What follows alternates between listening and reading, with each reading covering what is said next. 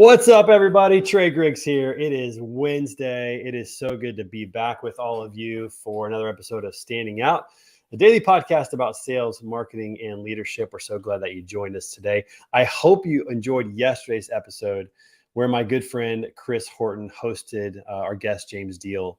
It was an awesome episode, and Chris did a great job. He's a natural, so my job is on the line here. I better continue doing a good job myself, but he did a great job. It was great to hear that episode. James Deal is the founder and CEO of Textel right here in St. Louis, and it was an awesome episode. So check that one out.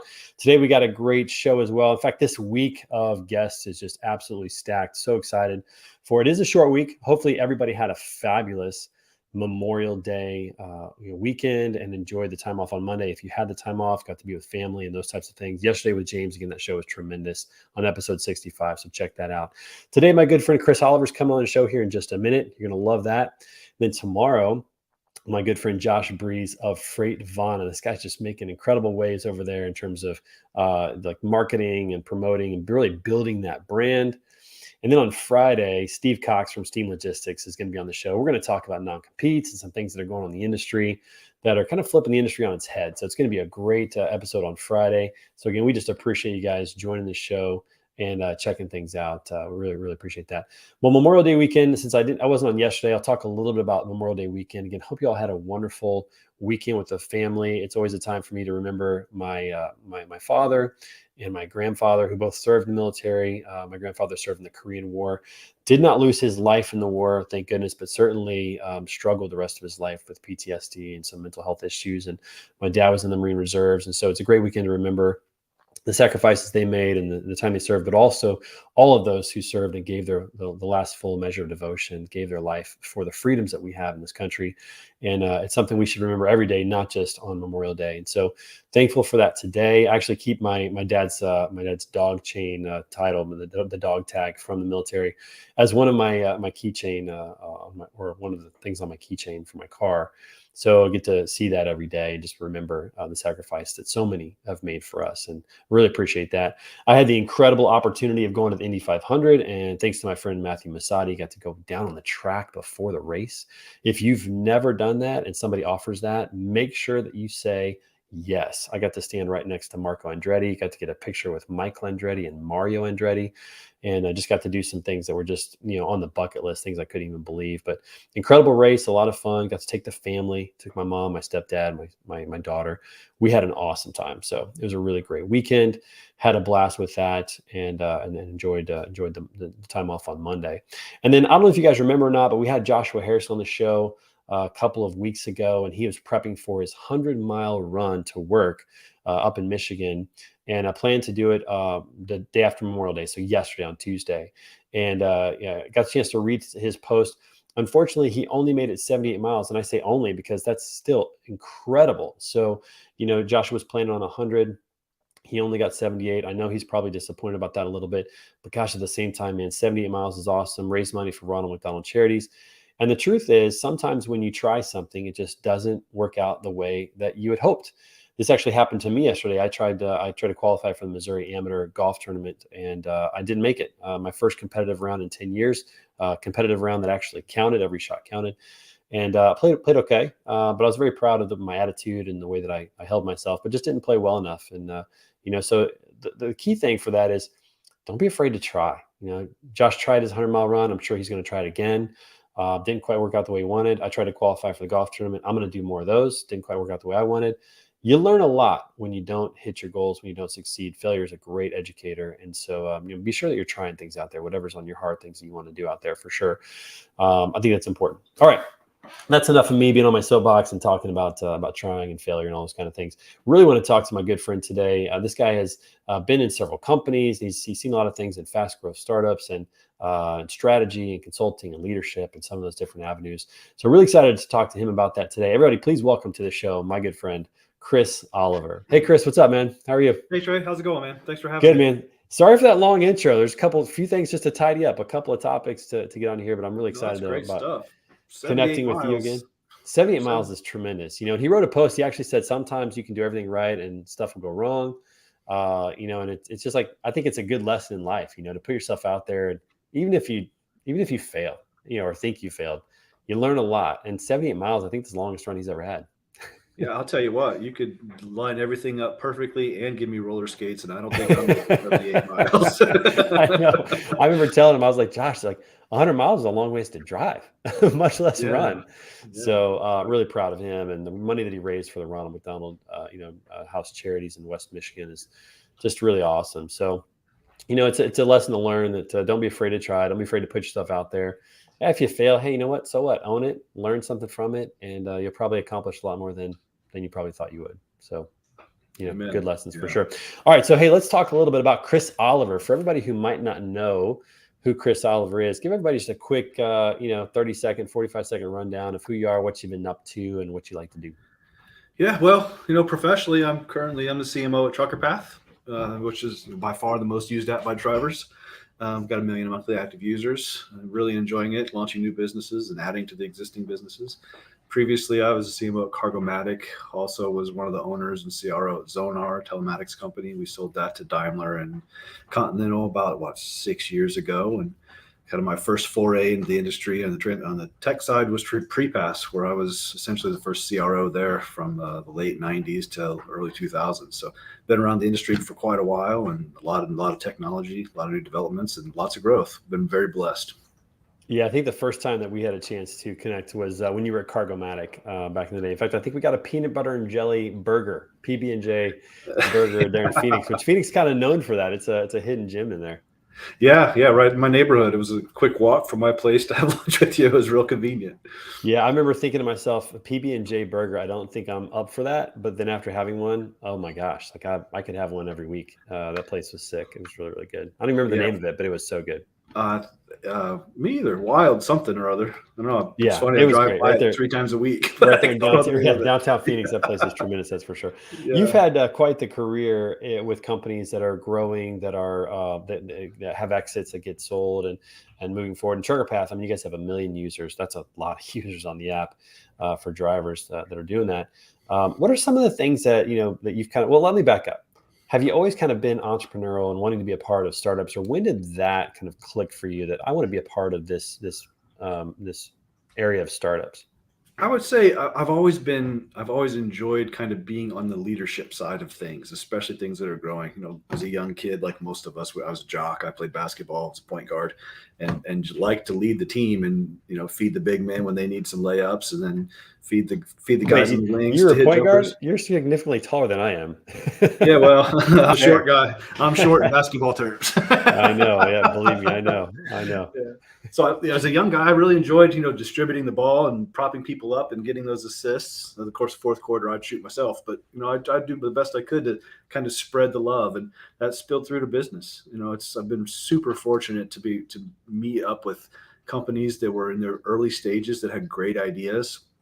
As a marketing guy, that's really not much more you can ask for. Give me the information I need and a great story. Let me tell it, and let's just watch it grow. And that's exactly what's happened. Pretty much everywhere I've been. Like I said, super fortunate. I'd like to think a little skills involved, but heck, we all know most of it's luck. Well, there's a little bit of both, right? Being at the right place at the right time, and then using the Exactly. skills that you have to maximize that. It's a combination of the two. There's no doubt about it. But going back to your basketball analogy of being a point guard, nowadays point guards score a lot, but back in the day when we were playing, it was all about, hey, how can I get everybody else involved and make sure that everybody's getting their shots and getting the ball and moving it around, getting into the offense. A point guard's role is to really lift everybody else on the team up, be a coach on the floor. And I feel the same way about that, because I play point guard as well, albeit much shorter than you are. But playing point guard, my job was basically to get it to Chris Jones and then go back or Chad Jones and go back and play defense. And that was like my job. It does translate in the business though, because from a leadership perspective, as you said, you've enjoyed leadership. It's really about supporting your team and serving them and making sure they have all the tools that they need to be successful. It's much less about what you're actually able to do yourself. I mean, how have you kind of 100%. translated the two? Yeah, you're exactly right. Like I tell everyone I work with, first of all, one thing I tell everybody pretty much in their first day, I'm not your boss. I've never thought of myself as anybody's boss. I'm just the guy who's going to get in the most trouble if we don't succeed. So let's try to be successful. And I think that really sets the table from a leadership perspective. Nobody wants to be told what to do ever. You got Yeah. to work with people and communicate and help them understand the why. and let them figure out the how is the way I look at it. It's most important from my perspective to always communicate a lot, almost over communicate, so everybody understands where we're going, why we're going there, what the promised land looks like when we get there, and then facilitate the process from the beginning to the end. A resource guy. So if you take that approach, hire good people who are really eager to take the ball and run with it. At that point, it's almost like a pinball game is the analogy I use. You just kind of make sure it stays within the bumpers, and then let the people flourish and be strong as they drive the ball down the field. Yeah, I like what you said there, that your job is to communicate the why and to let them figure out the how. And I think that's really critical, because if you hire good people who have skills that are outside of your own, strengths that are outside of your own, the how is something that they should be able to figure out, especially if they understand the why. And so I love that approach. And I love telling people that you're not their boss. I mean, you can start with a 3-year-old. Nobody wants to be told what to do. A 3-year-old doesn't, it's a 15-year-old doesn't, and certainly, a 30, 40-year-old doesn't want to be told what to do either. So I think there's a lot to be said about giving people the vision, giving people the destination, the why of what we're doing, and then having them figure out a lot of the hows of how you get there. I think that's genius. Yeah, empower them and give them the tools they need. Of course, I chime in and provide usually some historical perspective or a little bit of maybe wisdom to help along that journey. But that's what's most important. And then the one thing I didn't say, which is probably equally as important, is listen.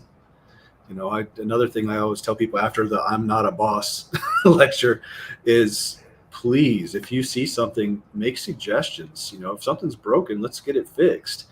However, kind of the secret to the little hitch to that is if something's wrong, don't just complain about it because you're just complaining. If you want to talk about it, have some suggestions and let's fix it.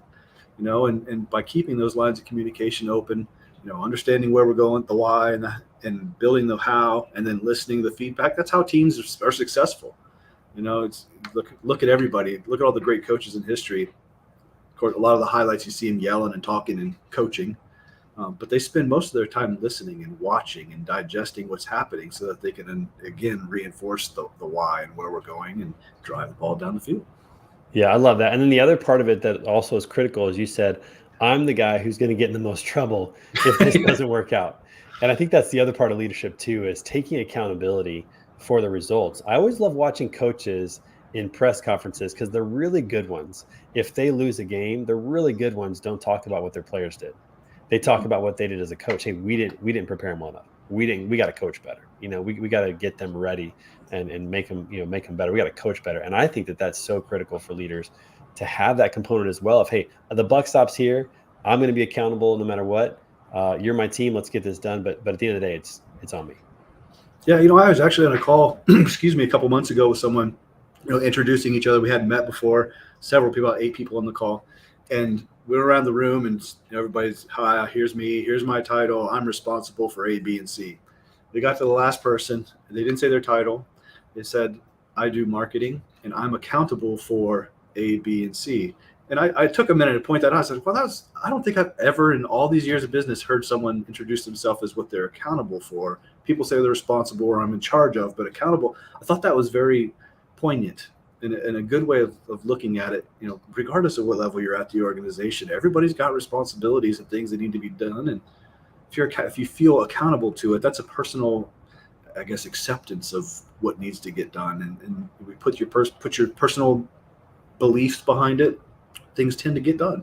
Yeah, it's only one word difference, responsible to accountable, but yet the meaning is significant, because Huge. you think of responsible and it almost just seems like a duty that I need to do. But accountability is, if this doesn't get done, then it's on me, and you think about, from the sports analogy, if a baseball team really stinks, what do? Well, they might shift a few players around. They might make some changes with personnel, but almost always that coach is done. They're gonna change the leadership, right? Because it falls on the coach, even though he's never hit a ball, he's never thrown a ball, never done anything.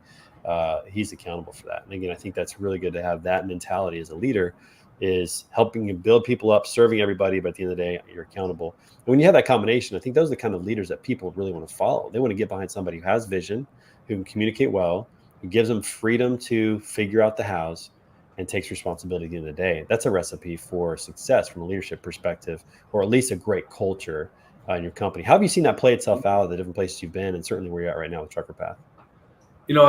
And I'm, again, very fortunate in my career, especially at this point in my career, where I get to choose the people I work with for the most part. And I'll tell you, I here at TruckerPath, one of the biggest reasons, if not the biggest reason, I'm here, other than the great things for the industry we do everything, is our CEO, Joe Chen. He's a phenomenal visionary, probably one of the smartest guys I've ever worked with. And again, I've been blessed. I've worked with a lot of really, really intelligent people. But I like to interact with my boss, and get something out of it and really learn things. And I can tell you, for the 5 years that I've known Joe, every time I talk to him, I learn something. Not always super important, but I do learn something. And that type of engagement is what could you ask for? Is a 50-year-old guy in business who's been a lot of places, is if you can continue to learn from your leader, boy, you're kind of in rare air. That doesn't happen very often. So, and it's been that way throughout my entire career. When I started at Prepass, the person who led our business turned out to be the Secretary of Transportation, was Norm Mineta. Who'd have thought some guy from Ohio was going to be reporting to a cabinet secretary in his mid-20s. But throughout my whole career, those things have happened. And boy, working with people that are the true leaders of the country and true thought leaders of the planet is phenomenal. It just really keeps you stimulated and keeps those gears turning. Well, and it says a lot about your career and all the success that you've had that you want to work with Joe. And so I think you said his name is Joe. Is that correct? Yeah, Joe. Yeah.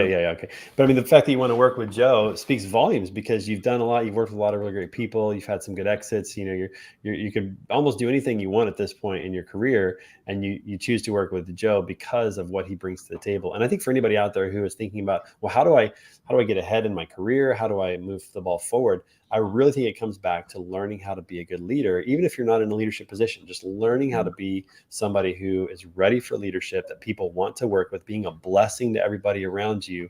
Those are the kind of people that somebody will take that job working with you over maybe another job that might even pay better or have some different benefits because of what they get out of being with somebody like that. I think that's so critical. Yeah, it's absolutely essential throughout every level of the organization. Even the intern who's coming in, just really starting to learn things, can exude leadership skills every bit as well as the CEO. It's to set that example, at the intern level, be here on time, take pride in the work that you're doing, dot the I's, cross the T's. Those are leadership tactics and qualities, that attention, that care, the personal touch, that resonates throughout the organization, no matter where it begins.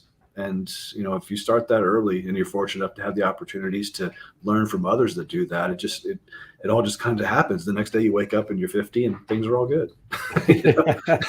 Well, certainly leadership is something that right now you can learn a lot. You can read books, you can listen to podcasts, you can spend time with people virtually almost anywhere in the planet. Like, you don't have to have somebody that's in your neighborhood that will meet with you for lunch. You could literally reach out to somebody on LinkedIn, connect with somebody, ask them for their time, and spend time with them.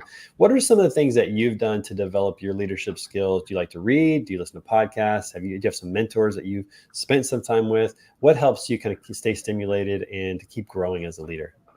I would say the number one thing is, watching my leaders learn, being involved and really learning from those that I work with. If it's like I said, it's just super fortunate. I mentioned Norm Mineta. Following him was Michael Jackson, who was the Undersecretary of Transportation, started the TSA. After that was Michael Huerta, who became the FAA director. A lot of very, very influential people, in the earlier stages of my career. Excuse me. And then as time moved through in different ways, I learned different things at Zonar. We had a heck of a team, a really dynamic team. We often called it the island of misfit toys, because we had, just different personalities. But what was amazing was when the 6 or 8 of us all got together, you got some pretty strong personalities in that room. But our CEO there, Brett, who unfortunately passed a couple years ago, way too early, he was a master at bringing together a group of alpha males and really engaging them all without belittling anyone and empowering everyone to rise up. You can't learn that. That's something that's inherent, but you can watch it and learn little pieces. You know what I mean?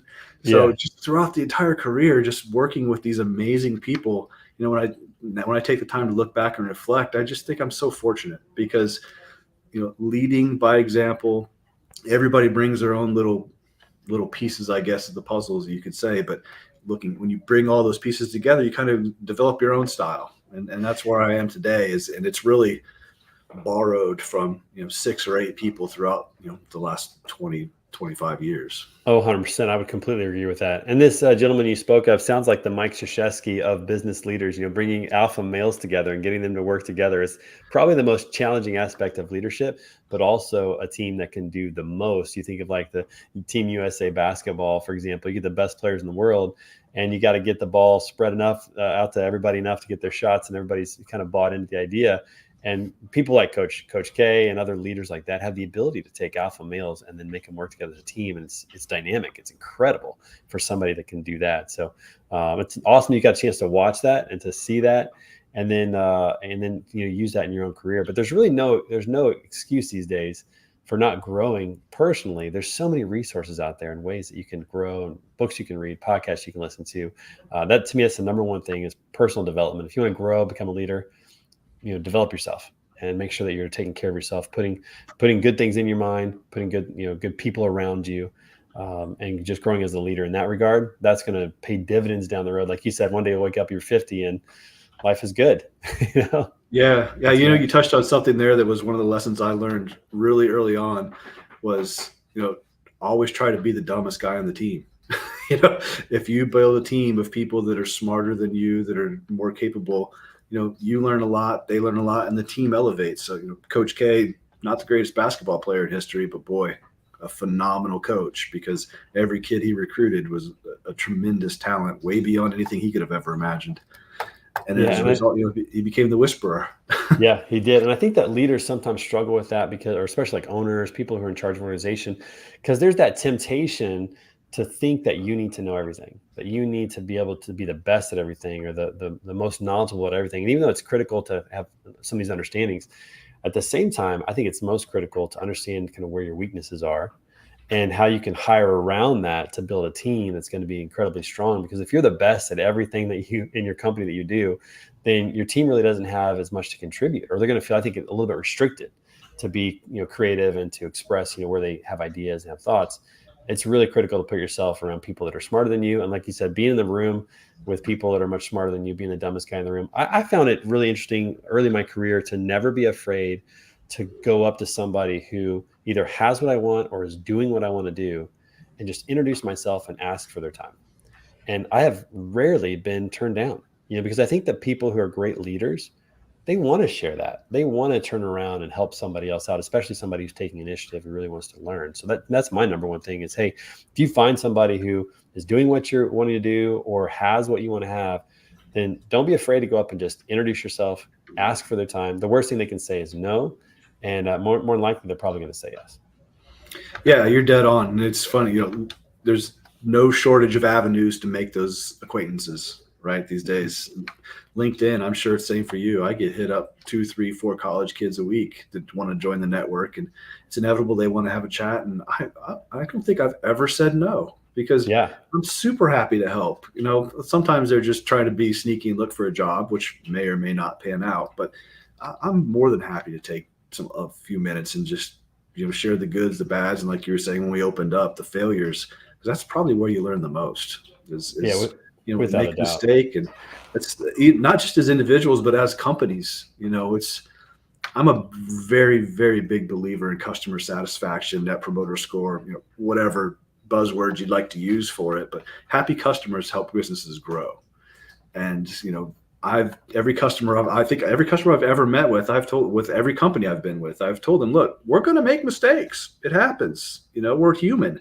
But what I promise you is, if it happens and when it happens, we're going to let you know it happened. We're going to pick ourselves up, dust ourselves off, do everything we can to make it right, and make it as painless as we possibly can. But be warned, it will happen, but we'll pick it up. We'll make it right for you. Even if that means not charging you for a period, whatever the case may be, we'll do that.